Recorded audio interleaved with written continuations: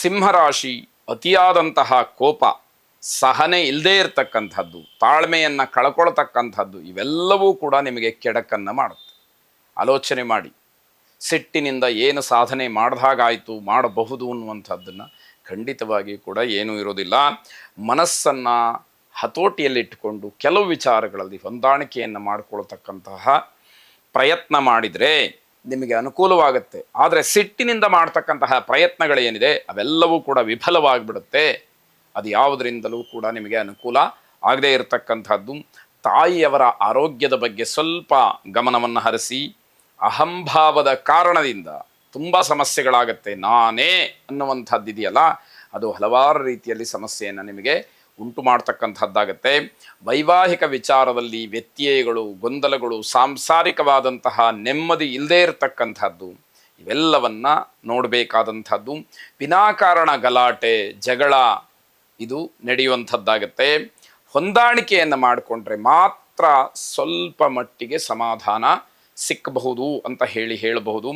ಉದ್ಯೋಗದಲ್ಲಿ ನಿಮ್ಮ ಗುರಿಯನ್ನು ತಲುಪೋದಕ್ಕೆ ಹಲವಾರು ರೀತಿಯ ಸವಾಲುಗಳು ಎದುರಾಗುತ್ತೆ.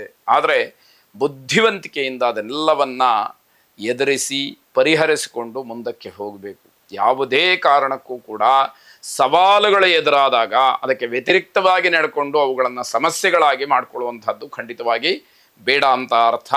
ಶ್ರೀ ಸೂಕ್ತ ಮಂತ್ರಗಳನ್ನು ಶ್ರವಣ ಮಾಡಿ. ಶುಭವಾಗಿ. ಕನ್ಯಾ ರಾಶಿ ಮಾತೆಯರಿಗೆ ಆರೋಗ್ಯದಲ್ಲಿ ವ್ಯತ್ಯಾಸಗಳಾಗ್ತಕ್ಕಂತಹ ಸೂಚನೆ ಪ್ರಬಲವಾಗಿದೆ. ಆದ್ದರಿಂದ ನಿಮ್ಮ ಆರೋಗ್ಯದ ಬಗ್ಗೆ ಹೆಚ್ಚು ಗಮನವನ್ನು ಹರಿಸಿ ಅನ್ನುವಂಥದ್ದು. ನಿಮ್ಮ ವಿದ್ಯೆ, ಬುದ್ಧಿ, ಭಾವನಾತ್ಮಕವಾದಂತಹ ವಿಚಾರ ಇವೆಲ್ಲವೂ ಕೂಡ ನಿಮಗೆ ಗೆಲುವನ್ನು ತಂದುಕೊಡುತ್ತೆ. ಆದರೆ ಅದರ ಜೊತೆಯಲ್ಲಿ ಧನಾತ್ಮಕವಾಗಿ ನಿಮ್ಮ ಚಿಂತೆ ಇರಬೇಕು. ನನಗೇನೋ ವಿದ್ಯೆ ಇದೆ, ನನಗೇನೋ ಬುದ್ಧಿ ಇದೆ, ಅಥವಾ ನನಗಿನ್ಯಾವುದೋ ಒಂದು ರೀತಿಯಲ್ಲಿ ಶಕ್ತಿ ಇದೆ ಅಂತ ಹೇಳಿ ದುರಭಿಮಾನದಿಂದಲೋ ಅಥವಾ ಅಹಂಕಾರದಿಂದಲೋ ನೀವು ವರ್ತಿಸಿದರೆ ಅದೆಲ್ಲ ವಿರುದ್ಧವಾದಂತಹ ಫಲವಾಗಿ ಪರಿಣಮಿಸ್ತಕ್ಕಂಥದ್ದಾಗತ್ತೆ. ಪೂರ್ವಜನ್ಮದ ಸುಕೃತವನ್ನು ನೀವು ನೆನೆಯಬೇಕು. ಇವತ್ತು ಬಹಳ ಬೇಸರದಲ್ಲಿರಬಹುದು, ತೊಂದರೆಯಲ್ಲಿರಬಹುದು, ನೋವಿನಲ್ಲಿರಬಹುದು. ಆದರೆ ಹಿಂದೆ ಯಾವತ್ತೋ ಒಂದು ದಿನ ನಿಮಗೆ ಒಳ್ಳೆಯ ಸಮಯ ಇತ್ತು ಅನ್ನುವಂಥದ್ದನ್ನು ಜ್ಞಾಪಿಸ್ಕೊಳ್ಳಿ. ಯೋಗ್ಯರಲ್ಲದೇ ಇರತಕ್ಕಂತಹ ವ್ಯಕ್ತಿಗಳ ಪರಿಚಯವಾಗಲಿ, ಅವರ ಜೊತೆಯಲ್ಲಿ ವ್ಯವಹಾರವನ್ನು ಮಾಡಬೇಕಾದಂಥದ್ದಾಗಲಿ ನಿಮಗೆ ಖಂಡಿತವಾಗಿ ಅನಿವಾರ್ಯವಾಗುತ್ತೆ. ಆದರೆ ಬೇರೆ ದಾರಿ ಇರುವುದಿಲ್ಲ.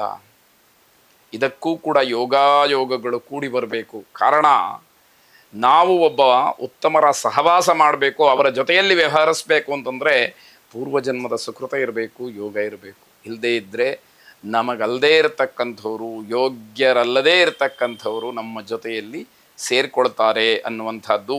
ಧನಾತ್ಮಕ ಚಿಂತನೆ ನಿಮಗೆ ಯಶಸ್ಸನ್ನು ನೀಡಬಹುದು. ಆದರೆ ಮನಸ್ಸಿನಲ್ಲಿ ಅದು ಬರಬೇಕಲ್ಲ. ಧನಾತ್ಮಕವಾದಂತಹ ಚಿಂತನೆಯಿಂದ ಒಂದಷ್ಟು ಪರಿವರ್ತನೆಗಳು ಆಗತ್ತೆ ಎನ್ನುವಂಥದ್ದು. ನಿಮ್ಮ ವೃತ್ತಿಯಲ್ಲಿ ಕಿರಿಯರಿಂದ, ನಿಮಗಿಂತ ಚಿಕ್ಕವರಿಂದ ನಿಮಗೆ ತೊಂದರೆ ಆಗತ್ತೆ. ಅಡ್ಡಿ ಆತಂಕಗಳು ಹೆಚ್ಚಾದಾಗ ಮನಸ್ಸು ಕೆಡುವಂಥದ್ದಾಗತ್ತೆ. ಮೃತ್ಯುಂಜಯನನ್ನು ವಿಶೇಷವಾಗಿ ಪ್ರಾರ್ಥನೆ ಮಾಡಿ. ಶುಭವಾಗಿ.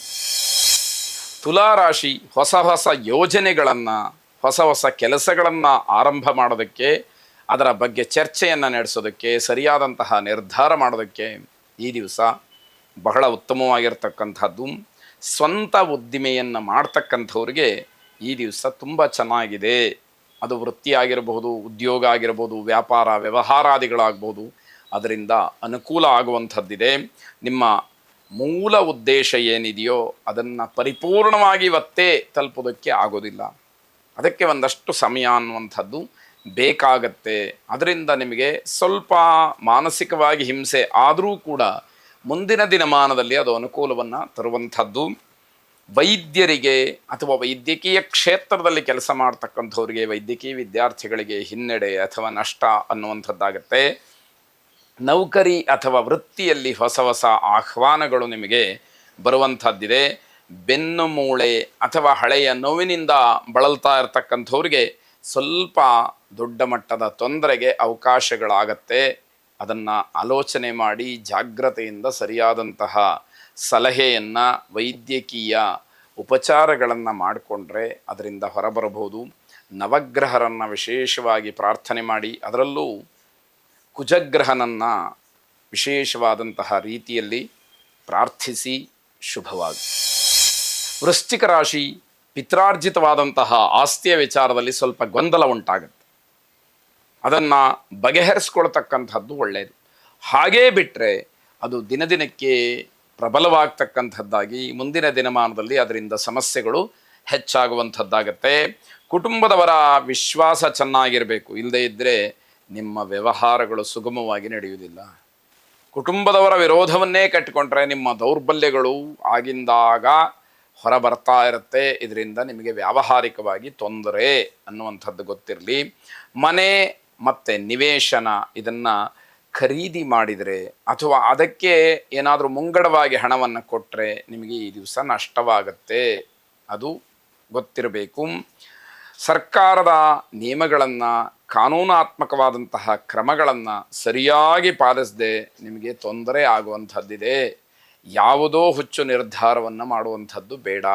ಕಾನೂನಾತ್ಮಕವಾದಂತಹ ಹೋರಾಟ ಅಥವಾ ಕಾನೂನಾತ್ಮಕವಾದಂತಹ ಮಾರ್ಗ ನಿಮಗೆ ಸಫಲತೆಯನ್ನು ಕೊಡಬಹುದು. ಅದನ್ನು ಮೀರಿ ತಾಳ್ಮೆಗೆಟ್ಟು ಬೇರೆ ವಾಮಮಾರ್ಗವನ್ನು ಅನುಸರಿಸಿದರೆ ನಿಮಗೆ ನಷ್ಟ ಕಷ್ಟಗಳು ಎದುರಾಗ್ತಕ್ಕಂಥದ್ದಾಗತ್ತೆ. ರಿಯಲ್ ಎಸ್ಟೇಟ್ ಉದ್ಯಮಿಗಳಿಗೆ ಈ ದಿವಸ ತುಂಬ ಶುಭ ಲಾಭ ಇರತಕ್ಕಂಥದ್ದಾಗತ್ತೆ. ಭೂವರಾಹ ಸ್ವಾಮಿಯನ್ನು ವಿಶೇಷವಾಗಿ ಪ್ರಾರ್ಥನೆ ಮಾಡಿ ಶುಭವಾಗಿ.